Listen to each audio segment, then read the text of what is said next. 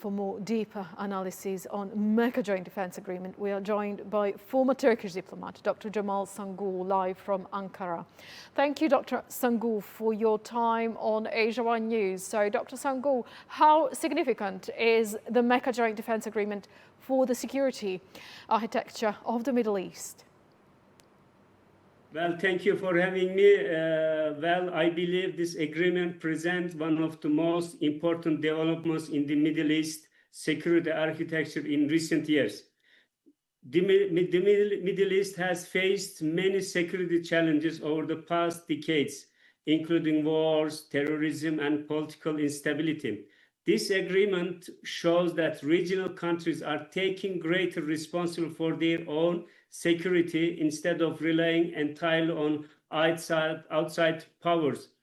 This agreement brings also together three influential countries with complementary strengths: Saudi Arabia's economic and potential weight, Turkey's advanced defense industry and NATO's experience, and Pakistan's military capabilities and strategic deterrence.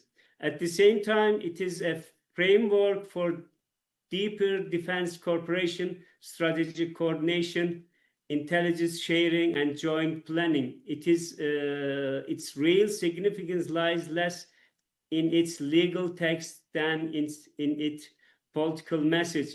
It sends that regional powers are increasingly willing to shape their own security environment instead of relying exclusively on outside actors, as I mentioned earlier. Ultimately, the agreement marks not only a new defense partnership, but also the beginning of a broader shift toward greater regional strategic autonomy. So the agreement says an attack on one member will be treated as an attack on all three. So how practical is such mutual defense commitment? Well, in principle, such commitment creates a powerful deterrent because it raises the potential cost aggression against any member state. In my view, such commitments are always stronger on paper than in reality. However, every country will still make its own political decision depending on the nature of a crisis. In practice, I believe mutual defense clauses are only as credible as political will behind them. Every security crisis has its own legal, political, and military circumstances, and collective action depends on how leaders interpret these circumstances. Unlike NATO's Article 5, everybody knows, this agreement does not yet define detailed operational mechanisms, command structures, or automatic military response procedures. Therefore, its effectiveness will largely depend on regular joint exercise, intelligence cooperation, this operability of military forces, and continuous political consultation. In international security, deterrence is built not only by signing the treaties, but by demonstrating the capability and determination to implement these articles, these facts. So Pakistan, Saudi Arabia and Turkey each bring different military and strategic strengths. So how could this partnership change the regional balance of power, do you think? Well, I think the greatest strength of this partnership lies in its complementary rather than in a simple military numbers. Saudi Arabia contributes, as mentioned earlier, financial resources, strategic geography, and leadership within the Arab world.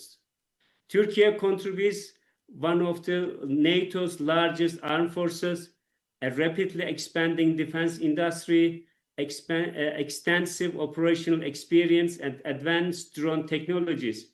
And Pakistan contributes one of the world's largest professional militaries, together with strategic deterrence capabilities and decades of operational expertise. When these capabilities are combined, the partnership creates a much broader spectrum of cooperation, from defense production and military technologies to intelligence sharing, logistics, maritime security, and regional crisis management. Taken together, these three countries possess the potential to become one of the most influential centers of strategic cooperation across the wider Middle East and as well as in the South Asia.